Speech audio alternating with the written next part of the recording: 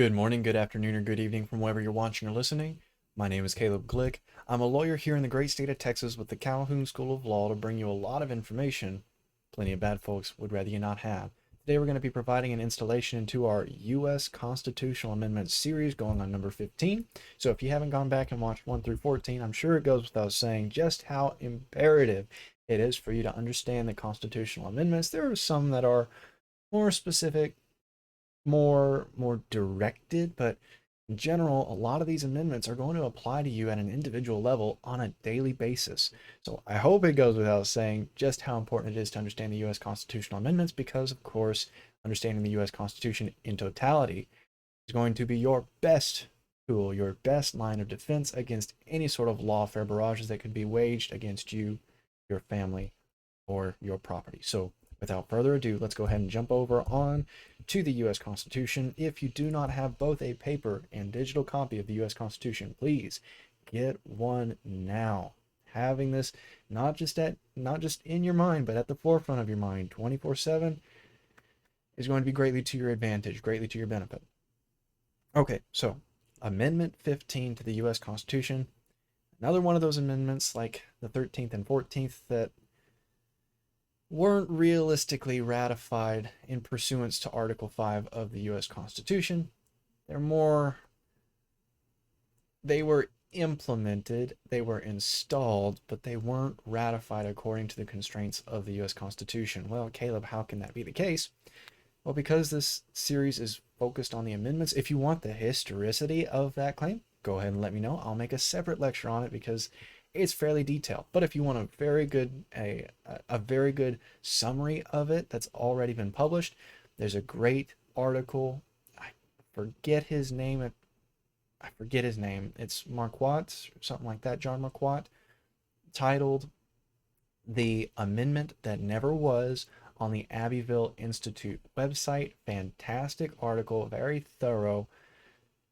But it explains how the 13th, 14th, and 15th Amendments weren't actually ratified in pursuance to Article 5. That basically slaughtering your dissent is not how you get amendments to the U.S. Constitution ratified.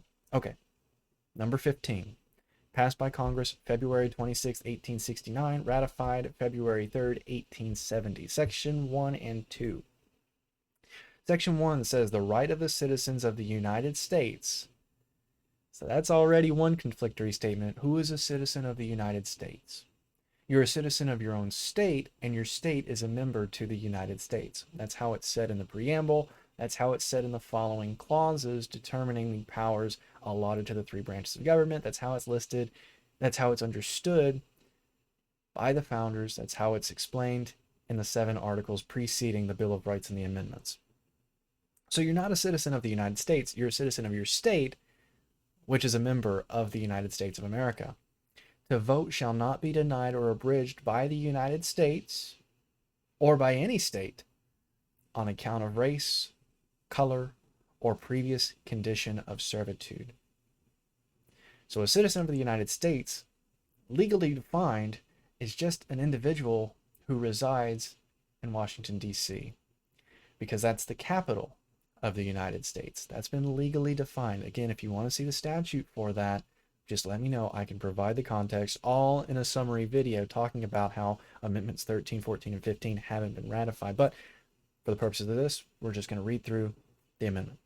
Section 2 says, like the other two, the Congress, well, Congress, of course, it's referring to the U.S. Congress.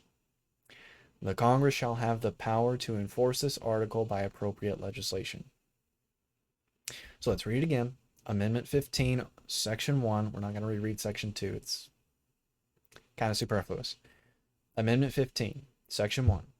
The right of citizens of the United States to vote shall not be denied or abridged by the United States or by any state on account of race, color, or previous condition of servitude. Okay, so if you have any questions about Amendment 15, clearly it violates a lot of the provisions in the preceding articles, especially when you take into consideration that it wasn't ratified legitimately. The authority to determine how the states voted was left to the states explicitly in the preceding articles. So, especially with the ambiguous phraseology of Amendment 15, the right of the citizens of the United States, nowhere in the Constitution does it actually define what a citizen of the United States is.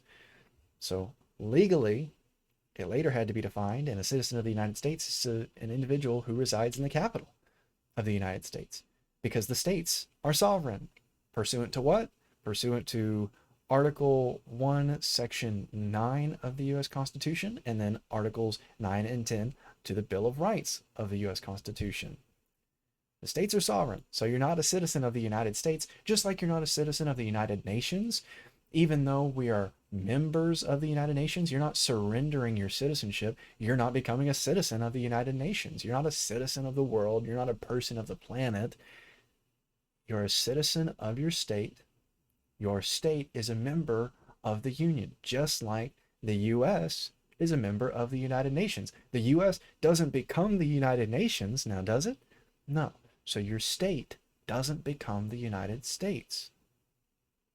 So second to the violation of state sovereignties in determining how their voting processes take place, Amendment 15 also tried to make a universal citizenship out of the states members to the U.S. That would be exactly like the United Nations hereby declaring an amendment to their constitution, by the way, which they do have. The United Nations does have a constitution. It has their own bodies of government and everything.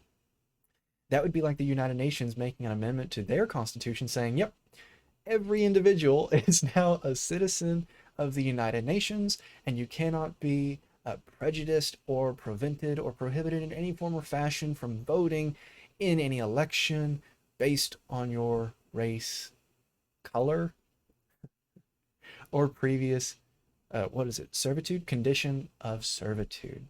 It's totally bizarre, it's unconstitutional, and it's illegitimate. It wasn't ratified constitutionally. So if you have any questions about Amendment 15, the preceding amendments, or any topic for that matter, please go ahead and post them in the comments, because the entire point of the Calhoun School of Law is your benefit, and I would rather serve that purpose exceptionally rather than insufficiently. So if there's anywhere that I failed, let me know how I can be better to your benefit, how these lectures can be better to your advantage.